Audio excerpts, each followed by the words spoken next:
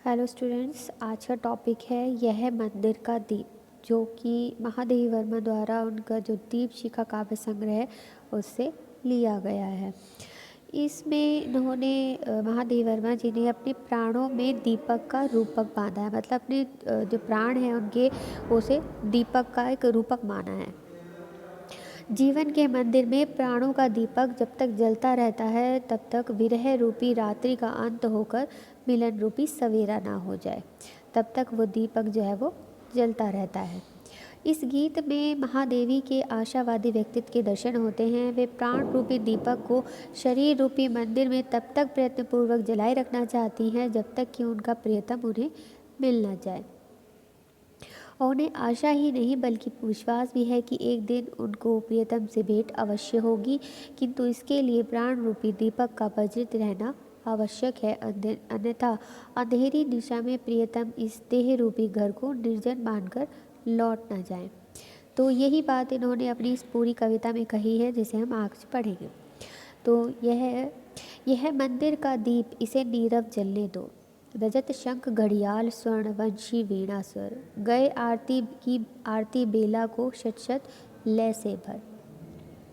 इस जो गीत है इसमें कवित्री कहती है कि मैंने अपने प्राण रूपी दीपक को अपने शरीर रूपी मंदिर में अपने प्रियतम परमात्मा की आराधना के लिए उसके सम्मुख जलाकर रख दिया है। मतलब उनका जो प्राण है वो दीपक है, इस मंदिर का दीप जो है इसे नीरव जलने दो।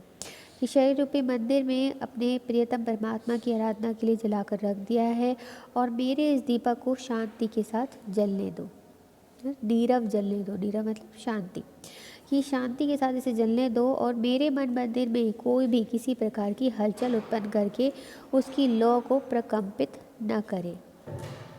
कि किसी भी प्रकार की हलचल ना करो और इसे जो मंदिर में जो मेरे शरीर रूपी जो मंदिर है इसमें जो मैंने प्राण रूपी दीपक जला रखा है इसे शांति से जलने दो, वरन निश्चल और शांत रूप से उसे जलने दिया जाए, उसे कोई भी परेशान न करे। आगे कह रहे हैं कि मेरे साधारण जीवन में आने वाले विविध भाव उन मधुर ध्वनियों के समान है जो आरती के समय शंख घड़ियाल वंशी वीणा आदि से निसृत स्वरों से मंदिर के आंगन को दिन में कई बार गुंजारित की जाती है। सेकेंड लाइन में रजत शंख घड़ियाल स्वर्ण वंशी वीणा स्वर, कि मेरे जीवन में जो भी विविध भाव हैं वो इसी जो मंदिर में चलने वाले जो वाद्य यंत्र हैं उसके समान ही हैं। जिस प्रकार आरती के समय इन वाद्य यंत्रों से निसृत होने वाली ध्वनियाँ मंदिर में विविध स्वर भर देती हैं, उसी प्रकार प्राण मंदिर में आरती के समय अनेक भाव ध्वनियों की गर्जना हो जाती है।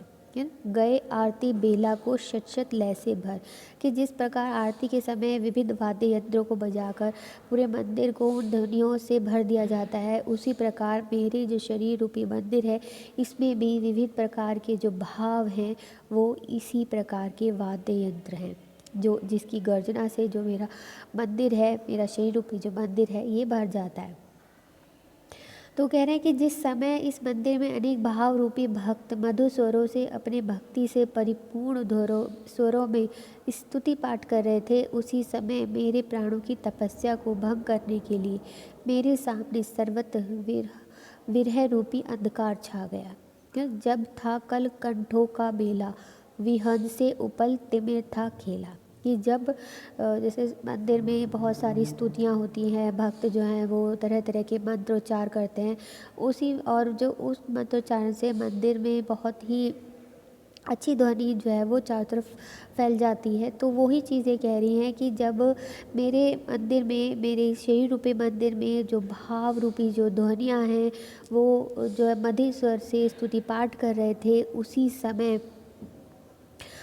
समय मेरे प्राणों की तपस्या को भंग करने के लिए, कि जो स्तुति पाठ वो कर रहे हैं, जो तपस्या वो कर रहे हैं, उन्हें भंग करने के लिए मेरे सामने सर्वत्र विरह रूपी अंधकार छा गया। विहन से उपुल तिमिर था खेला, अब मंदिर में ईष्ट अकेला, इसे अजिर का शून्य गलाने को गलने दो।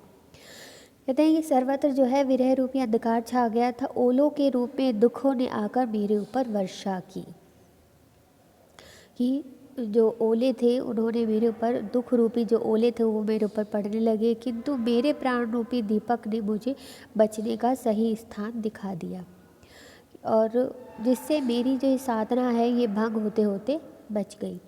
और अब मेरे इस देह रूपी मंदिर में प्राण रूपी दीपक को अपने स्वरूप को गलाते हुए संसार रूपी आंगन में उसका अंधकार दूर करने के लिए निर्विकार और शांत भाव से जलने दो। अर्थात मेरे इस प्राण की साधना में किसी भी प्रकार का विघ्न जो है वो उपस्थित मत करो। तो यहाँ पर महादेवी जी ने साधना तथा भक्ति के लिए चित्त की एकाग्रता और शांति को आवश्यक बताया है। उन्होंने मंदिर के घंटे घड़ियाल इस दिशा में कोई भी सहायता नहीं पहुँचाते, वरन विघ्न ही उत्पन्न करते हैं, ऐसा इसमें कहा गया है। अब अगला देखते हैं। चरणों से चिन्हित अलिंद की भूमि सुनहली, प्रणत शिरों के अंक लिए चंदन की दहली। तो यहाँ पर महादेवी जी मंदिर का चित्रांकन करते हुए कहती हैं कि दीपक के प्रकाश से प्रकाशित मंदिर के बरामदे की सुनहरी भूमि मंदिर में आने वाले भक्तों के चरण चिन्हों से पवित्र रहती है। ये चरणों से चिन्हित अलिंद की भूमि सुनहली, अलिंद मतलब यहाँ पे मंदिर की बात कर रहे हैं कि मंदिर के बरामदे की जो सुनहरी भूमि है वो मंदिर में आने वाले भक्तों के चरण चिन्हों से पवित्र रहती है। कह रहे हैं प्रणत शिरों के अंक लिए चंदन की दहली तो मंदिर के दरवाजे की जो दहली है वो चंदन से निर्मित है, और जिस पर देवता को प्रणाम करने के लिए झुके हुए भक्तों के शिरों के चिन्ह अंकित हैं। शर सुमन बिखरे अक्षत सित, धूप अज्ञ नैवेद्य अपरिमित, तब में सब होंगे अंतर्निहित, सबकी अर्चित कथा इसी लौ में पलने दो। तो यहाँ पर कह रही हैं महादेवी वर्मा की देवता को प्रसन्न करने के लिए बड़ी मात्रा में पूजा के उपकरण जैसे कि फूल, चावल, धूप, दीप, नैवेद्य का मतलब होता है भोग, जो भी भगवान के लिए या देवता को भोग के लिए दिया जाता है उसे नैवेद्य कहा जाता है, आदि रखे हैं, जो देवता के सम्मुख जल रहे दीपक के प्रकाश में चमक रहे हैं।